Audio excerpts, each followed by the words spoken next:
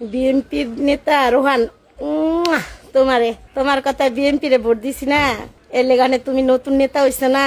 এখন আমি নির্লজ্জা, আমার ছেলে বাবা খায়, আমরা বাবা বেচি। এখন তুমি কমেন্টে বলো, যখন বিএনপি রে ভোট দিতে বলছো বাবি বাবি, লিটন ভাইয়ের বউ বাবি, আর এখন আমরা বাবা খাই।